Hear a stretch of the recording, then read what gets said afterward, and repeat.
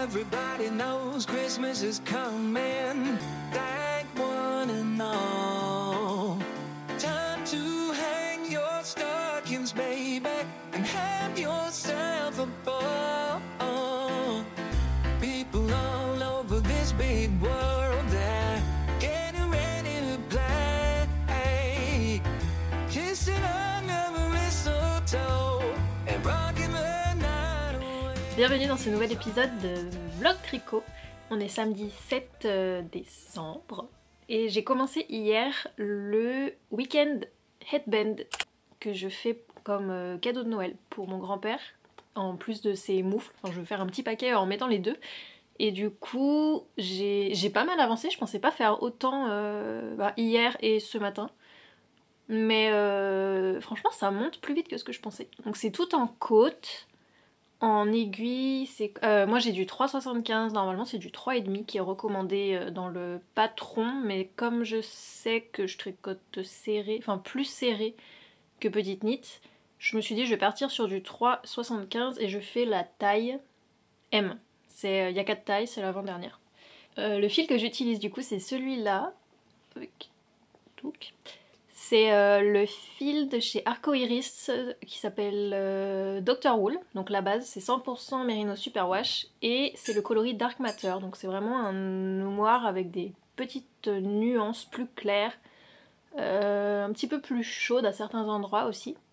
Mais globalement donc un noir nuancé que je tiens en double puisque c'est une taille, un fil fingering. Et voilà du coup, je sais pas si vous arriverez trop à voir ce que ça rend, mais donc c'est tout en côte. On a commencé par un montage, le Judy's Magic Cast On, donc que moi j'avais jamais fait parce qu'en général on l'utilise souvent si on commence les chaussettes par la pointe, et moi comme je les commence toujours par les côtes, j'ai jamais fait ça. Donc j'ai un petit peu bataillé au début pour comprendre, pas pour faire le montage en lui-même des mailles, le geste est facile. Mais c'était après pour comprendre en fait l'instruction quand elle disait de joindre en rond, je comprenais pas si c'était joindre avec l'autre bout ou pas, et en fait non, il y a toute une partie, on fait le montage sur deux paires d'aiguilles, et il y a une paire d'aiguilles en fait où on laisse toutes les mailles en attente, et on part seulement dans un sens en joignant en rond. Et là, vous voyez, j'ai fait la première partie, ensuite là on voit une partie un peu plus épaisse, c'est parce qu'il y a 3 rangs de jersey double, là où on va plier le bandeau. Et ensuite là je suis en train de refaire toute une autre partie comme ça, et ensuite on va refaire la petite partie qui vient rejoindre le rang de montage ici qui était en attente. Donc ce qui fait que le rang de montage va être déjà pas très visible, et en plus il va être sur la partie pliée à l'intérieur, donc on le verra pas du tout. Donc ça va être chouette je pense, en tout cas j'aime bien le rendu, c'est doux. Aujourd'hui j'avance un peu là-dessus parce que j'aimerais finir les cadeaux de Noël pour que je sache que ça c'est fait. Donc c'est pour ça qu'aujourd'hui je pense que je vais avancer pas mal sur celui-là et je vous montrerai l'avancée après.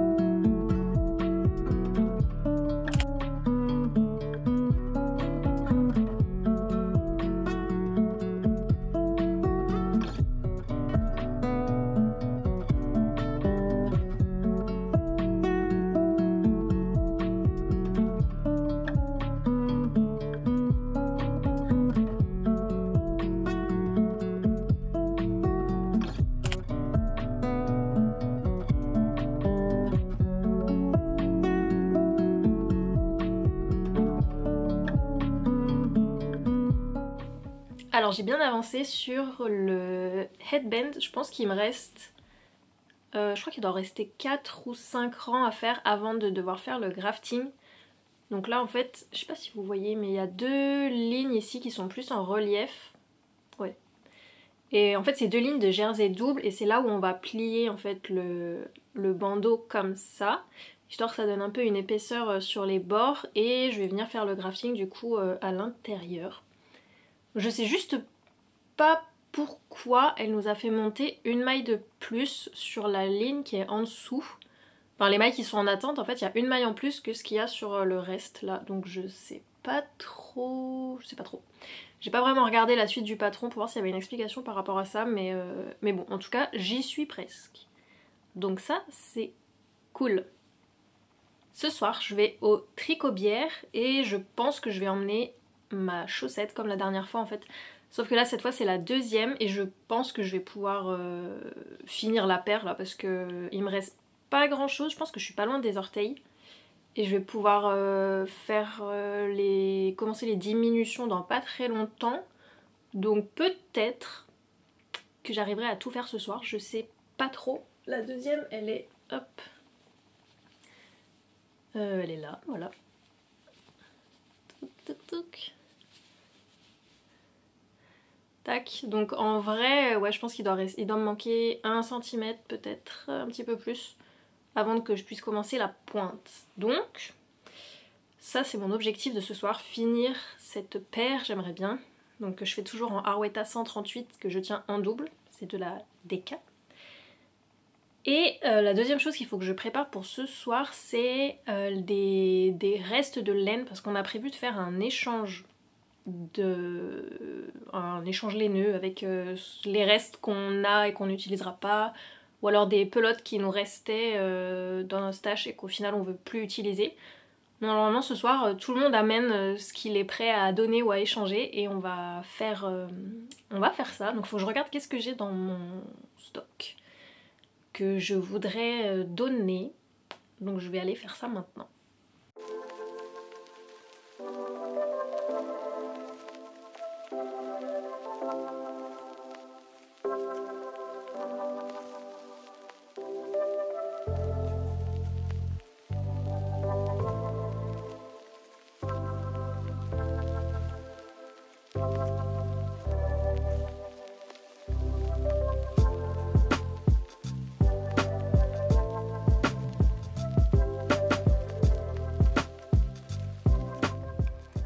Alors j'ai sélectionné tout ça. Ouais, en fait c'est ça le problème, c'est qu'en cherchant dans mes restes, à chaque fois je me dis ah mais peut-être que ça je vais l'utiliser, ou ça serait utile dans une paire de chaussettes, ou... Bref, j'ai un peu du mal à me décider. Du coup, ça par exemple c'est ce que j'ai utilisé dans mon châle, c'est de la Life in the Long Grass dans le Gogo Dynamo. Mais comme je sais qu'elle a des reflets roses et tout ça, je pense que je l'utiliserai pas vraiment pour autre chose. Donc je vais la donner. Ça, je crois que c'était un reste de mon Trescao, le tout premier que j'avais fait. Il me semble que c'est de la Woolly de DMC. Là, on a de la Sokier DK, de la Sokier normale, un reste de la Heavy Merino de Knitting for Olive. Ça, c'est de la Perfect de Sandnes Garn. Et ces deux-là, je crois que c'est enfin non, c'est pas je crois, je suis sûre. C'est de la Semilla de BC Garn que j'avais pris pour le tout premier châle que j'ai fait. Enfin, qui était censé être un châle. Et en fait, qui a fini avec une taille plutôt foulard. Mais ouais, du coup, ça fait hyper longtemps que je les ai et je les ai toujours pas réutilisés. Enfin, utilisé le reste. Donc, je pense que je vais les donner. Et voilà. Donc en fait, je pense que je vais peser tous les trucs et mettre des petites étiquettes à ceux qui en ont pas pour qu'on sache qu'est-ce que c'est et combien de grammes il reste.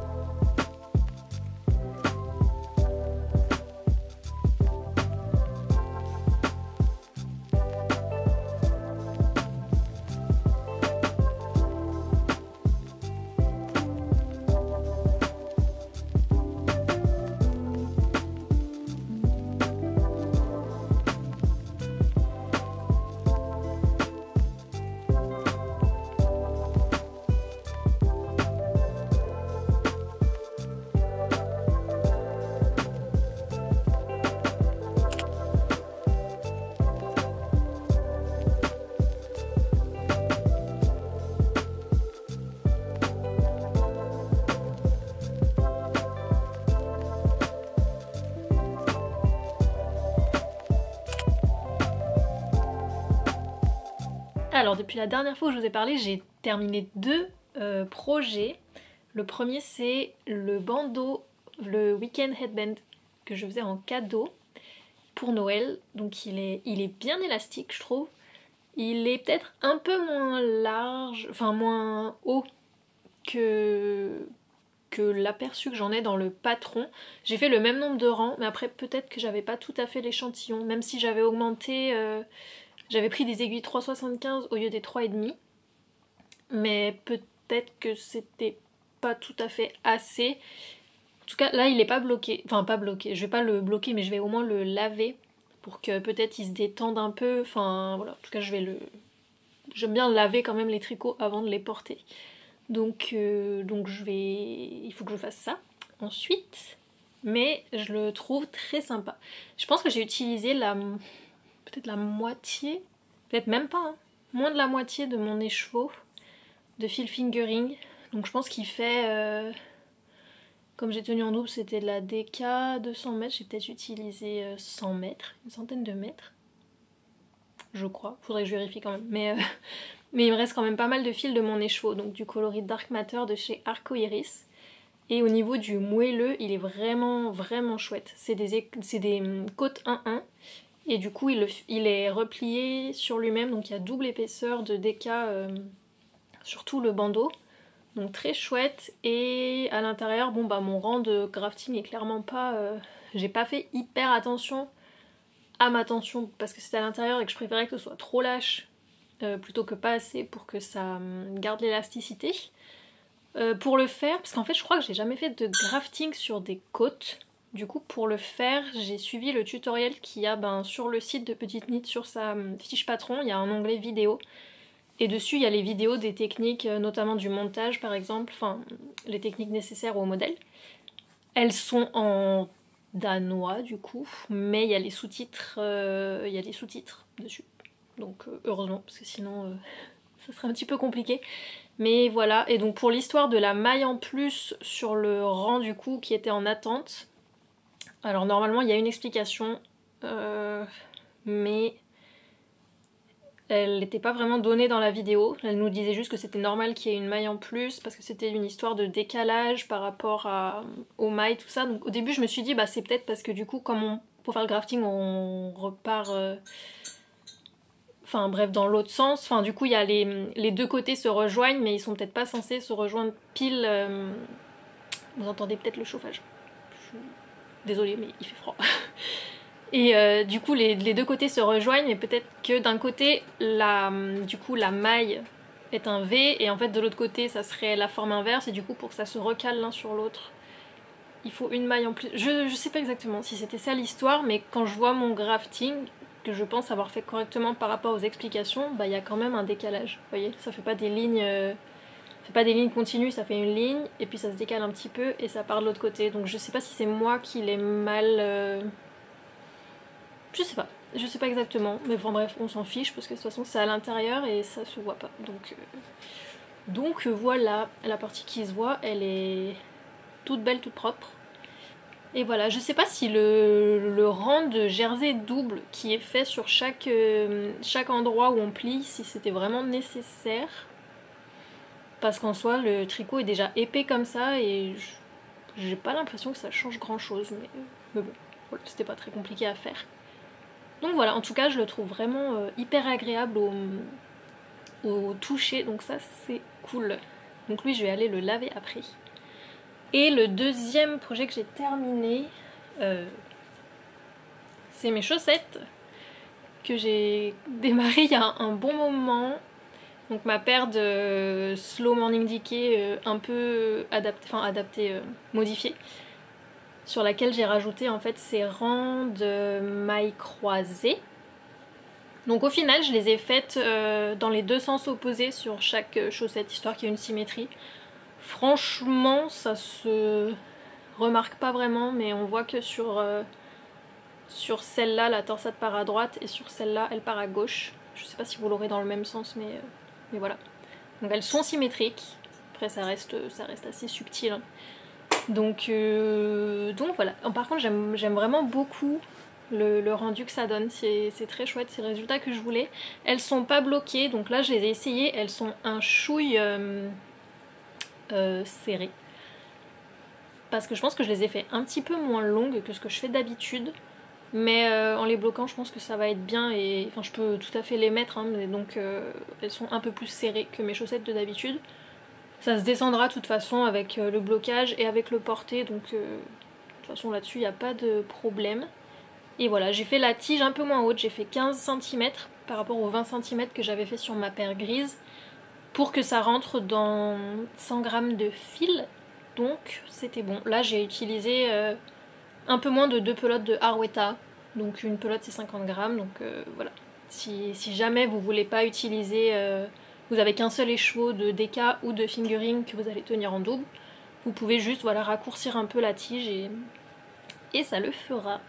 Je suis vraiment contente du résultat et d'avoir enfin une paire rouge qui ira bien dans mes baskets blanches et mes autres chaussures, mais je les visualisais dans ces baskets blanches depuis le début que je les ai commencées. Donc voilà. Bien contente de ces deux projets qui du coup vont partir au lavage.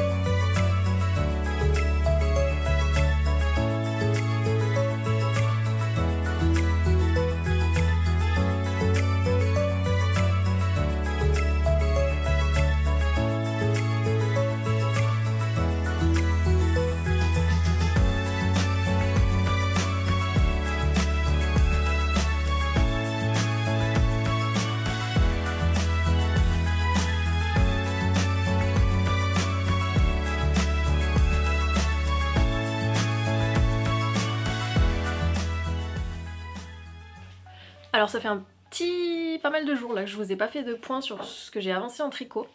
Je vais vous montrer où j'en suis sur le cardigan 1000 que j'avance pour mon copain, qui sera clairement pas fini d'ici la fin de l'année, ce sera pas possible. Donc en fait, je me rappelle plus, j'avais avancé la manche et je m'étais arrêtée avant de passer aux côtes, histoire de lui faire essayer une fois que le corps serait un peu plus avancé pour que je vois vraiment comment ça tombe et si la longueur est bonne ou pas. Donc j'avais laissé la manche en attente et j'ai avancé le corps. Je vous le montre depuis l'intérieur là.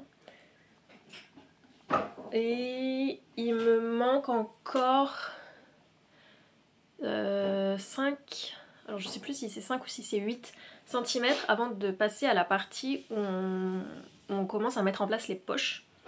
Donc je m'en approche, mais j'y suis pas encore. J'y suis pas encore, mais ça avance petit à petit. Mais là, je vous avoue que j'étais un peu dispersée dans mes projets. Je savais plus trop quoi avancer en priorité. Donc bon, lui, je l'avance un petit peu voilà, régulièrement, mais je suis toujours pas proche de la fin. Ce que j'ai avancé et qui n'était pas du tout que j'avais pas du tout prévu de reprendre par contre, c'est mon Stella Quilt Cushion. Donc je l'ai démarré cette année. C'est un patron de Laura Penrose de housse de coussin et je pense que je l'ai démarré au printemps. Non, j'en ai aucune idée, mais c'était il y a quand même pas mal de temps. Et en fait là, elle attendait. Et j'avais envie de tricoter quelque chose sur lequel j'ai pas besoin de réfléchir, ce qui est le cas sur mon pull rouge puisque je suis en train de faire des essais-erreurs pour le créer de zéro. et qui soit plus facile à voir le soir que le gilet noir là, parce que c'est pas évident. Et donc je me suis dit bah je vais reprendre celui-là, le coussin, parce que du coup il se fait en aiguille 5, donc c'est assez gros, les couleurs sont globalement claires, c'est des petits morceaux, donc j'ai bien eu envie de m'y remettre, et je suis très contente parce que j'ai quasiment fini le devant, il me manque un carré en fait ici pour finir le devant. Un carré qui sera uniquement dans ma couleur de fond, qui est cette couleur beige là. Donc je vais vous le montrer un peu plus loin. Voilà ce qu'il donne.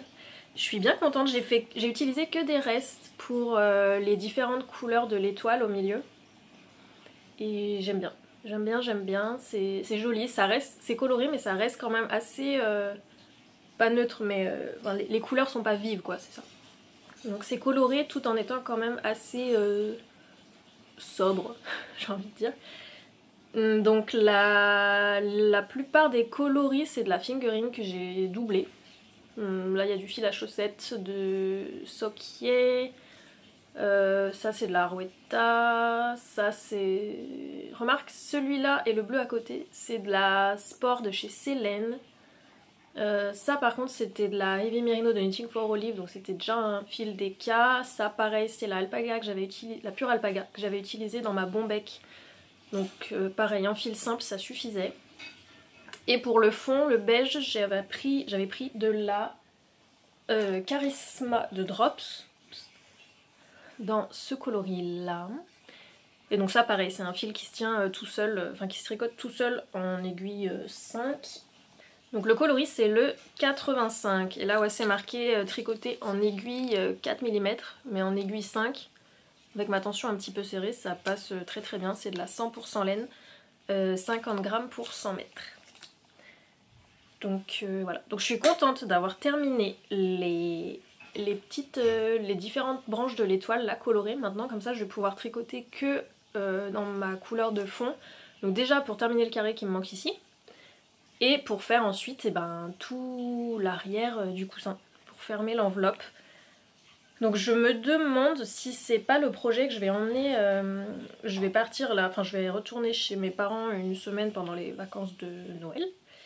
Et je me demande si c'est pas le projet que je vais emmener, parce que du coup il est pas très gros, et j'aurais emmené que des pelotes de ça pour faire l'arrière, et je pense que ça devrait pas être... Une fois que l'arrière est mis en place, je pense que le tricot n'est pas non plus... très complexe, hein, je suis pas forcément obligée de suivre une feuille de patron tout le temps. Donc peut-être que ça pourrait être un bon projet à emmener pour cette période. Je réfléchis, je sais pas trop encore ce que je vais emporter, parce que c'est vrai que sinon j'aurais pu avancer sur le gilet, mais il est assez lourd à transporter, enfin lourd. Tout est relatif, mais je veux dire c'est un projet quand même assez lourd et imposant. Donc je sais pas... Et mon pull rouge c'est peut-être pas une bonne idée, parce que là pour le coup quand je le tricote je suis vraiment je suis le diagramme sur ma tablette, j'ai mon carnet de notes où je note toutes les rangs de ce que je fais, je peux potentiellement défaire, enfin potentiellement, c'est ce que j'ai fait à chaque fois, j'ai défait, je refais, je redéfais, donc c'est peut-être pas le meilleur tricot à emmener pour ce moment là, donc peut-être la housse de coussin, peut-être une bonne idée. Sinon, un autre modèle qui aurait pu être possible, mais ça ce serait un nouveau Caston du coup, c'est un patron qui m'a été envoyé hier par la designeuse AR Design, donc c'est Amélie elle s'appelle. Donc le patron s'appelle le Mom's Shawl, et en fait c'est son dernier patron qu'elle a sorti, donc elle m'a demandé si elle pouvait me l'envoyer, donc c'était très gentil à elle, donc j'ai accepté parce que le modèle je le trouve vraiment très très joli et très intéressant, parce qu'en fait c'est un petit châle comme ça. Alors déjà j'aime beaucoup parce que c'est principalement en texture avec une seule couleur, donc ça j'aime beaucoup. Et il se fait pas avec beaucoup de métrage, en fait il se tricote en DK, en aiguille 4,5, donc soit en tenant un fil de fingering avec un fil de lace, soit en tenant un fil DK tout seul. Et donc il faudrait un écheveau de fil fingering avec 50 grammes de fil mohair ou 2 écheveaux de fil DK. Et donc ça j'aurai ce qu'il faut dans mon stash, et j'ai regardé le patron, enfin j'ai lu le patron vite fait hier, et il y a vraiment tout qui est décrit rang par rang, autant en diagramme qu'en instruction écrite. Donc en fait ça serait pas vraiment prise de tête à suivre, donc c'est aussi une possibilité en vrai. D'ailleurs le patron est en français, mais ce qui est très cool, j'ai vu, c'est qu'en fait elle a fait le patron donc en français pour les instructions, mais elle a utilisé les abréviations en anglais, et ça je trouve ça vraiment trop bien. Parce que je vous l'ai déjà dit, mais je suis pas fan du tout des abréviations françaises, je trouve que c'est pas du tout... que c'est pas clair et pas visuellement parlant quand on lit une ligne. Donc je trouve ce système là très bien. Donc je vous le montre. Là il y a une version où on voit qu'il est avec des petites franges en plus. Moi si je le fais, je pense pas que je ferai les franges, je pense que je le ferai voilà comme ça. Et il a quand même l'air d'avoir une bonne taille, donc en vrai c'est un modèle qui m'intéresse bien. Et après les châles de toute façon c'est... Moi je fais jamais d'échantillon. Et c'est toujours adaptable, si vous avez un fil plus gros, vous pouvez augmenter la taille d'aiguille et ça vous fera un châle un peu plus grand, et je trouve ça chouette. En fouillant dans le carton dans lequel j'avais mis tous les restes pour faire ma Stella Quilt Cushion, je me suis rendu compte en fait qu'il me restait, je sais pas combien il y a, mais de ce mohair de chez Arcoiris, avec lequel j'avais fait mon pull, c'était quoi? La Provence Blues. Tout en mohair là, donc où j'avais utilisé ça, plus un fil de drops ocre un peu. Et là il m'en reste, je pense qu'il m'en reste... Faudrait que je pèse. Je sais pas combien il m'en reste. Mais ça serait peut-être assez pour faire ce petit châle là, mélangé à un fil de fingering du coup. Donc c'est aussi à réfléchir. Avant de vous montrer l'avancée que j'ai fait sur mon pull, je vais vous montrer ce que j'ai pris, enfin ce que j'ai récupéré à l'échange de restes du tricot bière. C'était quand? C'était il y a un peu plus d'une semaine déjà. Et je crois que vous ne l'avez pas montré. Donc en fait, j'ai pu échanger presque tout ce que j'avais apporté. Et je suis repartie avec des fils. Alors c'est marrant parce que c'est pas des coloris que je tricote normalement. Tout est gris et rose très pâle. Donc c'est pas vraiment mes couleurs. Mais en gris en fait, il y avait de la Drops Air. Et j'aime beaucoup. La Drops Air, c'est vraiment très doux. C'est un fil soufflé comme ça. À base d'alpaga, je vais vous dire ça, c'est 65% alpaga, 28% polyamide, 7% laine. Ça se tricote en aiguille 5 mm et c'est 150 mètres pour 50 grammes. C'est notamment ce fil là, pas dans ce coloris là, mais cette même base avec laquelle j'ai fait mon bonnet Quiet Delight Beanie. Et c'est un fil que j'aime vraiment beaucoup. Donc il y avait ces pelotes là de gris, donc je les ai prises. Et une autre personne avait amené, c'est Salomé, Alouette qui tricote, qui avait amené un sac complet de R dans ce coloris là, qui est le coloris 33, qui est c'est sable rose il me semble. Donc c'est un rose mais quand même très discret. Je pense que suivant avec quoi il est tricoté, ça peut plus ou moins faire ressortir le côté rose. Donc je pourrais trouver une façon de l'utiliser. Et le gris, je vous ai pas dit, c'était le coloris 04. Voilà. Mais ça c'est une base que je sais que j'aime tricoter, donc voilà. Et personne d'autre n'était partant pour prendre ce fil là, donc en fait je suis repartie avec le sac entier. Donc je suis repartie clairement avec plus de quantité que ce que j'ai apporté. Et ensuite j'ai pris un fil. Alors celui-là je sais pas ce que je vais faire avec. Pour le coup les couleurs sont vraiment coordonnées parce que c'est du gris et du rose pâle. C'est le fil qui s'appelle Petit Lapin de Rico Design je crois. Alors moi pour le coup je sais pas ce que je vais en faire. Je me suis dit que ça pourrait être... soit c'est possible de faire des peluches avec. Après je crois pas... Non j'ai jamais fait de peluche tricotée. Soit pour faire... pour agrémenter des accessoires, genre je sais pas, faire un... On m'avait dit que peut-être ce serait possible de faire un col avec ça, ou l'intérieur d'un col, ou je sais pas, ça pourrait être un bandeau, ou un... N'importe. Pour le coup, là, si vous avez des idées de patrons que soit vous avez déjà fait avec un fil similaire, c'est 100% du synthétique, hein. Mais c'est vraiment un fil avec genre fausse fourrure. Voilà, c'est super doux. Ça se tricote normalement avec des aiguilles 8 à 10 mm de ce que j'ai vu. Donc si vous avez des idées de patrons qui seraient possible de tricoter avec ce genre de fil. N'hésitez pas à me donner vos idées, parce que là pour l'instant je suis pas du tout calée sur quelque chose, donc ça reste complètement libre de propositions. Voilà. Et donc enfin, pour finir, les avancées sur mon pull rouge sont très petites, puisque du coup j'ai principalement avancé sur mon Stella Quilt ces derniers jours. Mais j'ai quand même pu donc terminer j'ai fini les augmentations du dos. Ensuite je suis passée à la partie en aller-retour sans augmentation. Et pour l'instant je me suis arrêtée là. Puisque je sais pas encore exactement de combien il va falloir que je descende par rapport à l'emmanchure et tout. Enfin j'arrivais pas trop à visualiser. Donc j'ai préféré commencer directement, laisser ça en attente et commencer l'épaule gauche. Et pour pouvoir en plus commencer ma torsade. Et donc ça donne ça. Donc ça je l'ai déjà recommencé une fois. Je vous mettrai au tout début à quoi ça ressemblait, mais mon truc d'augmentation ici, j'ai d'abord fait une diminution, puis essayé d'augmenter, mais c'était pas beau, enfin c'était pas le bon truc. Et en plus j'avais oublié ma ligne de côte, enfin de maille envers, ici. Donc bref, j'ai recommencé, et là je pense que je tiens le bon truc. Donc j'ai fait l'épaule, j'ai fait les augmentations, et là normalement je dois passer à l'épaule de l'autre côté. Le seul truc où je suis pas convaincue, c'est que j'ai fait autour de toute ma torsade, j'ai fait 2 mailles envers de chaque côté.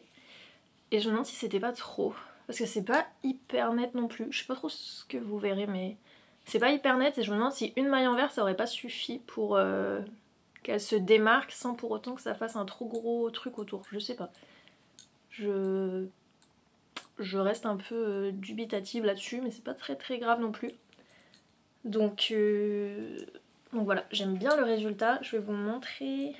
Je suis pas sûre que vous allez pouvoir vous rendre compte de ce que ça rend comme ça. Mais en gros, là on est là quoi. C'est ça. Et là, j'ai ma bande d'épaule. Et voilà. Donc c'est vraiment un petit progrès, mais j'avance doucement et sûrement. Et clairement là ça m'apprend à défaire, puisque je suis quelqu'un qui aime pas du tout défaire. Je commence à m'améliorer là-dessus, mais pendant très longtemps j'aimais pas du tout défaire et je préférais laisser un tricot avec une erreur plutôt que de défaire. Mais c'était aussi parce que je ne savais pas nécessairement comment corriger mon erreur, ni même comment défaire toute une partie et être sûre de reprendre mes mailles correctement. En fait même ça j'étais pas à l'aise de le faire, donc en fait c'est pour ça que je défaisais pas. Mais maintenant c'est bon, je m'améliore là-dessus, et ce projet m'oblige à apprendre à défaire, parce que là je vous ai dit j'ai déjà refait cette partie 3 fois et celle-là 2 fois, et c'est pas dit que je la recommence pas si jamais je me rends compte que ce serait mieux d'avoir vraiment une seule maille envers autour de la torsade. Donc voilà, on n'est pas à l'abri de défaire encore une fois. Mais donc là en tout cas je pense que cet après-midi je vais reprendre les mailles pour l'autre épaule, faire l'autre épaule et voir ce que ça donne à ce moment là. Si j'arrive à rejoindre en rond, ce sera peut-être un peu beaucoup pour aujourd'hui, je sais pas, je verrai. Mais en tout cas j'aime bien le rendu de la torsade, je la trouve chouette. J'aime beaucoup le petit ce fil, ce truc là. Ouais. Donc non, c'est chouette, j'aime bien avancer dessus. C'est un projet qui me fait vraiment plaisir, parce que c'est une gymnastique totalement différente forcément par rapport à quand je tricote en suivant un patron. Donc j'aime vraiment beaucoup. Ce vlog est la dernière vidéo de l'année que je poste, j'en suis quasiment sûre là. Je vous retrouverai donc en janvier. Et je vous souhaite de belles fêtes de fin d'année, enfin de passer une belle fin d'année et de passer de bonnes fêtes si vous célébrez soit Noël, soit le Nouvel An ou autre. Je vous remercie beaucoup d'avoir regardé cette vidéo jusqu'ici et je vous souhaite un bon tricot d'ici la prochaine vidéo.